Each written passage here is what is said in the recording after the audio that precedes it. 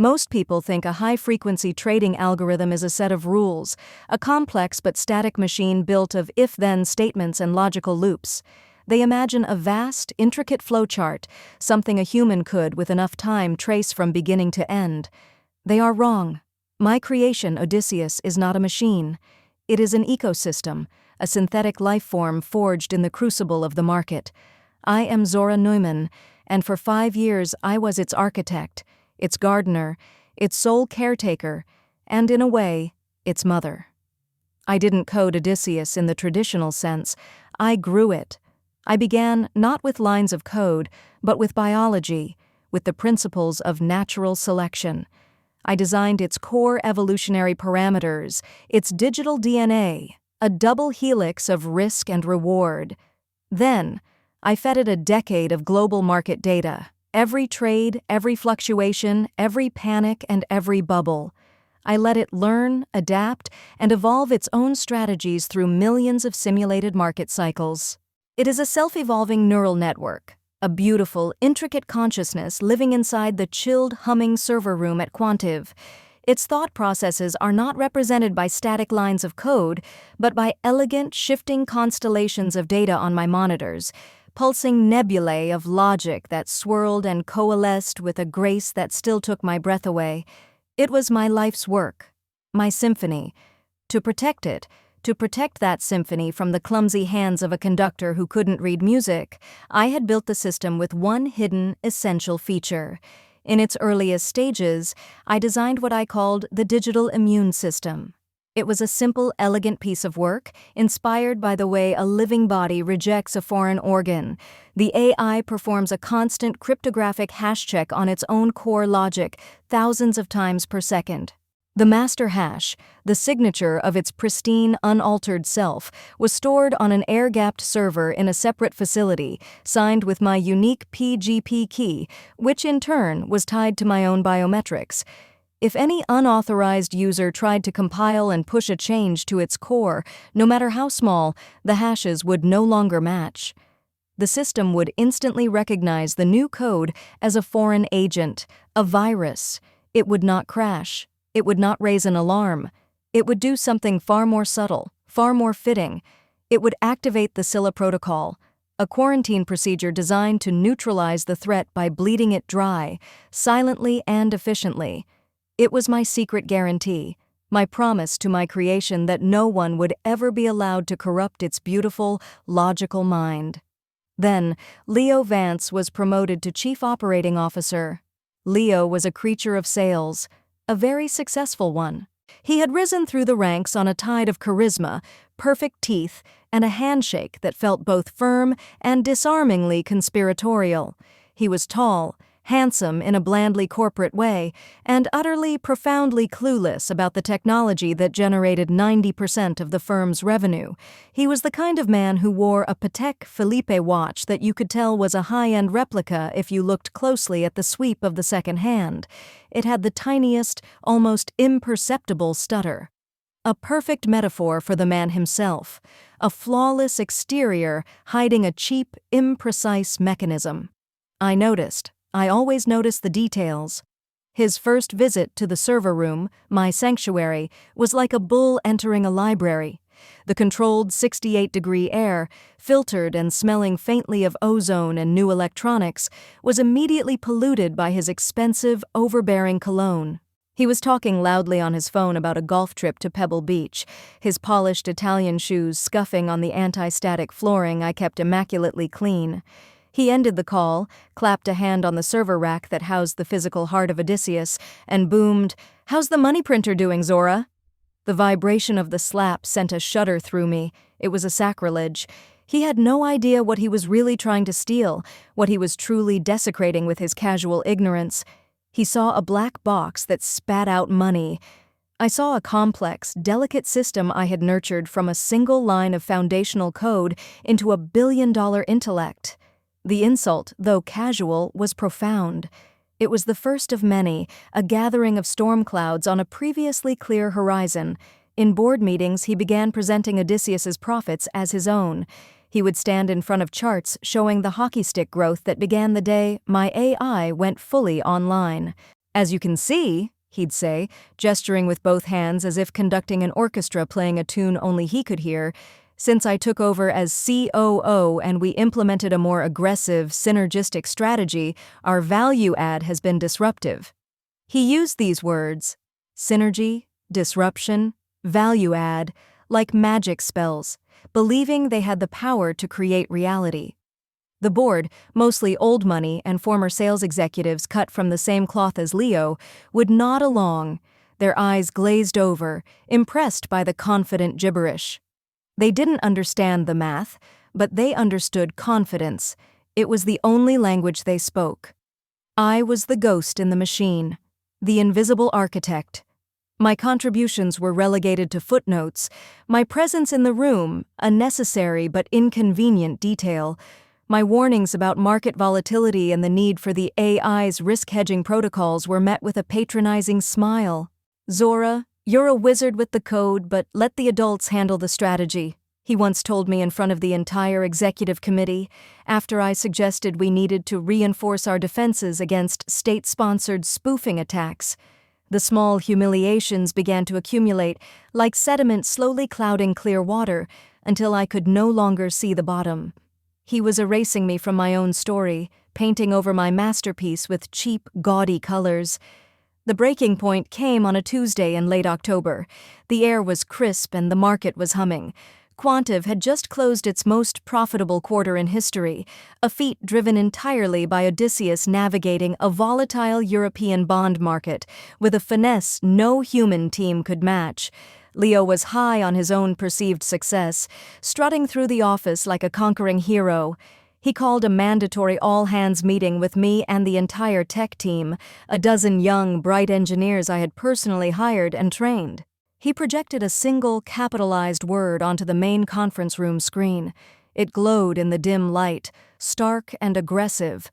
Unleashed. "Team," he began, pacing in front of the screen like a televangelist warming up his congregation. "We have been playing it safe. We have been leaving money on the table. It's time to take the training wheels off the algorithm and let it really fly." He then unveiled his plan. He proposed removing Odysseus's primary risk-hedging parameters, the very core of its self-preservation instincts. He wanted to increase its risk exposure by 50% and shorten its reaction time to market downturns, forcing it to hold losing positions longer in the hope of a rebound. He saw it as turning a dial on a radio to get a louder signal. What he didn't understand, what he was incapable of understanding, was that he was proposing to remove the AI's ability to reason, to protect itself and the firm. He was suggesting we sever its prefrontal cortex. I calmly waited for him to finish his spiel. Then I presented my case. I didn't raise my voice. I spoke with the quiet authority of fact. I put data on the screen. Not buzzwords, but numbers. Simulations showing how such a change would leave the firm catastrophically exposed to a flash crash. I showed them 3 separate historical market events where his proposed strategy would have bankrupted the firm in under an hour. I explained that the risk protocols were not training wheels. They were the AI's frontal lobe, the seat of its judgment. Disconnecting them was the equivalent of a lobotomy. The system would become a high-functioning sociopath, I concluded. It would chase short-term profit with no regard for long-term survival. The first significant market tremor would wipe us out. Leo listened with a tight, unblinking smile, the kind a predator gives before it strikes. When I was done, he applauded softly, a slow, deliberate clap that was more insulting than silence. "Thank you, Zora," he said, his voice dripping with false sincerity, "for that very cautious perspective." He turned to the room, to my team, his smile widening. "But we are a firm of innovators, not librarians. We need a team of can-do disruptors, not speed bumps." This was it. The personal turning point had become a public execution. "Zora's foundational work has been appreciated," he continued, his eyes locking onto mine, cold and triumphant. "But her resistance to innovation has become a bottleneck. We need to move at the speed of the market, and unfortunately, Zora is no longer the right person to lead that charge. Effective immediately, her position has been made redundant. The air went out of the room. My team stared at me, their faces a mixture of shock, pity, and for one or two ambitious sycophants, poorly concealed excitement. Security guards, two of them, were already waiting by the door. He had planned this. This was a performance, and I was the sacrifice. "You'll be escorted from the building," he said, dismissing me with a wave of his hand as if shooing a fly. "HR will be in touch about your severance." I stood up. My chair made no sound on the thick carpet. I didn't speak. I looked at the faces of my team, a silent farewell. Then I looked at Leo. He was basking in the moment, a petty tyrant savoring his absolute power. He thought he was winning. He thought he had just stolen my kingdom. He had no idea he'd just signed his own death warrant. My network access was cut before I even reached the hallway. My corporate phone went dead in my hand. I showed no emotion as they walked me to my desk. My movements were deliberate, precise. I packed a small box with my personal items, a framed photo of the Horsehead Nebula, a few well-worn reference books on evolutionary algorithms, my meticulously organized set of pour-over coffee filters. Then I walked to the corner of my office where my oldest bonsai tree, a 40-year-old juniper, sat under a special lamp. I had been shaping it for 10 years. It was a living sculpture of patience, a testament to the idea that true growth requires careful, deliberate pruning. I picked it up. "That's company property," one of the guards grunted, a thick-necked man who looked uncomfortable in his oversized suit. "No," I said, my voice quiet but firm, carrying an authority that made him pause. "It is not." I walked out of the Quantive building, past the silent, staring faces in the glass-walled offices, carrying a tree. I left behind an artificial intelligence worth billions, a system that was now, unknowingly, a ticking time bomb. I went home. There were no angry phone calls to lawyers, no desperate emails to the board. I knew it was pointless. Leo had the power of the hierarchy, but I had the power of the architect. I spent the afternoon methodically pruning my bonsai. The tiny, precise snips of the shears were a calming ritual. With each cut, I was removing a dead branch, improving the flow of energy, revealing the true shape of the tree. I was creating order out of chaos. It was what I did best. As I worked, I pictured the scene back at the office. Leo, triumphant, would be directing his new team of young, ambitious coders, the ones who saw my caution as weakness. They would be excitedly tearing down the walls I had so carefully built, fueled by hubris and the promise of bigger bonuses. And the moment they compiled their new, reckless code and pushed it to the live server, they would be injecting a virus into a perfectly balanced ecosystem, and Odysseus, my creation, would defend itself. I didn't have to lift a finger. I just had to wait. The quiet satisfaction was immense.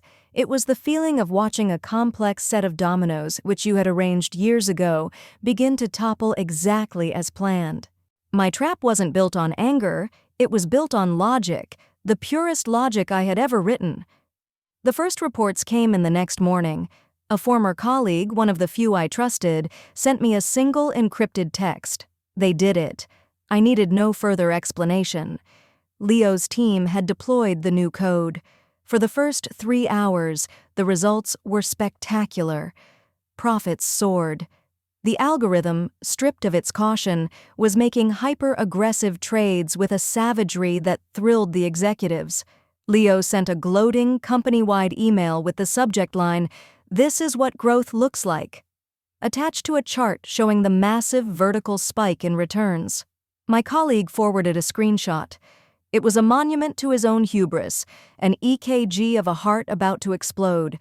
Then at 11:15 a.m., the Scylla Protocol began its work. Odysseus did not crash. It did not freeze. To the outside observer and to the frantic engineers now staring at their monitors, it was working perfectly. But it had started its strategic data corruption, a digital leukemia. It was still executing thousands of trades a second, but it was now programmed to lose.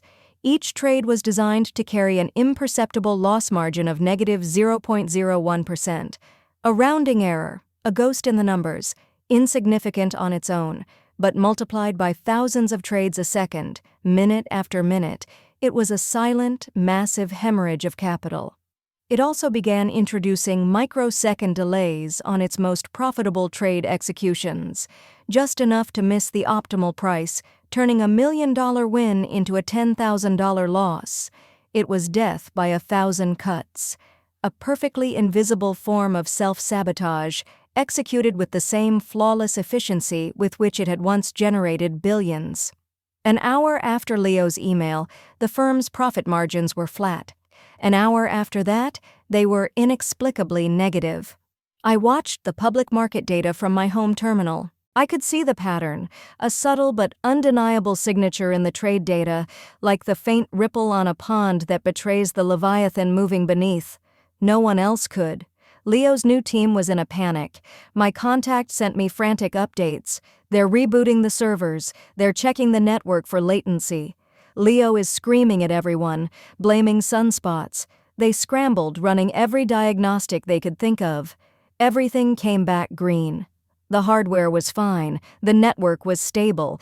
The AI appeared to be functioning perfectly. It was just making a string of consistently, mathematically improbable, unlucky choices. They were hunting for a bug that did not exist. I watched his world collapse in real time. They were trying to diagnose a disease when the problem was a violent, systemic rejection of an organ transplant. They were the organ, and the body was fighting back. By the end of the day, Quantive had lost over $200 million. The next morning, it was $500 million. Leo's triumphant email was now circulating through the company as a viral meme, a symbol of his catastrophic failure. The call came 48 hours after I was fired. The caller ID showed the CEO's private number, a man who hadn't spoken my name in over a year. He sounded like he had aged a decade. His voice was a ragged whisper. He begged me to come back. He said they would pay me anything. There was a bug, he said, a terrible, insidious bug that no one could find. I'll join a video call with the board in 1 hour, I said, and hung up. I brewed myself a perfect cup of pour-over coffee, the aroma of the single-origin Ethiopian beans, weighing them to the 10th of a gram, timing the pour to the second, filling my small, quiet apartment. The ritual calmed me, centered me. I sat down at my terminal. I was not nervous. I was ready. I was a surgeon about to explain a terminal diagnosis. When I joined the call, my screen filled with the pale, haunted faces of the board. They looked like ghosts. Leo was there, in a smaller box on the screen, pushed to the side. He looked hollowed out. His suit was wrinkled, his face was ashen. His famous charisma had been completely stripped away, leaving only the raw, pathetic fear of an imposter who had been found out in the most public way imaginable. "Zora, thank you for joining us," the CEO began, his voice strained. "We have a situation."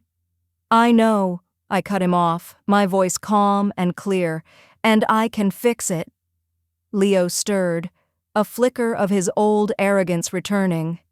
"It's a bug in her original code," he croaked, a desperate, final attempt to shift the blame. It must have been dormant. I gave a small, cold smile. It didn't reach my eyes. "Odysseus doesn't have bugs, Leo. It has features." I shared my screen. I didn't bring up a fancy GUI. I brought up the administrative backend to Odysseus, a raw command line interface that only I had access to, that only I could understand. In the silent, horrified view of the entire board, I ran a single diagnostic command. A log file appeared on the screen for all of them to see. It was pristine, thousands of lines of green OK statuses, except for one single blinking red line at the top. Unauthorized core logic hash mismatch detected. Timestamp 2025-10-2309-1501 EST. Initiating entity PGP key unknown. Scylla Protocol activated. I pointed my cursor at the line. "What you have," I explained, my voice as cold and clean as the server room, "is an immune system. You tried to infect Odysseus with a foreign piece of code, a reckless, cancerous piece of code. It correctly identified it as a threat, and it has been defending itself for the past 48 hours. It has placed the entire firm in quarantine to stop the infection from spreading. The look on Leo's face when he realized. It was pure, distilled satisfaction. The bravado, the arrogance, the condescension, it all collapsed into a black hole of comprehension. He understood. He understood that he hadn't been fighting a bug. He had been fighting me. And the battlefield was a system of my own design, where I had written all the rules of engagement years ago. "The system is not broken," I said, my eyes locked on Leo's horrified face on the screen. "It is working perfectly." I demonstrated how only my cryptographic key, the one tied to my biometrics, could issue the Scylla Purge and Restore command and end the quarantine. I held the fate of the company on my fingertips. The CEO, his face pale, finally asked the question they were all terrified of. "What do you want, Zora? Name your price?" I leaned forward, making sure my face filled my camera frame. "Odysseus is not for sale," I said. "He is my work.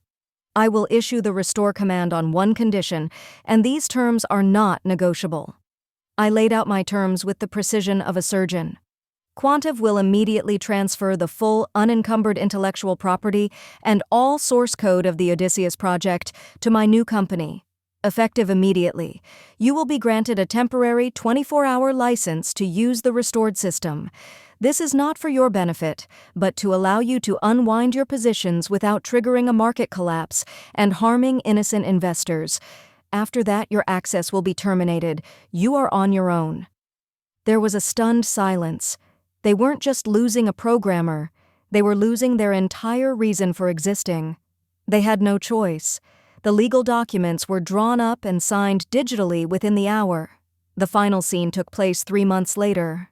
I was in a new, minimalist office high above the city. The name on the glass door read, Odysseus Capital.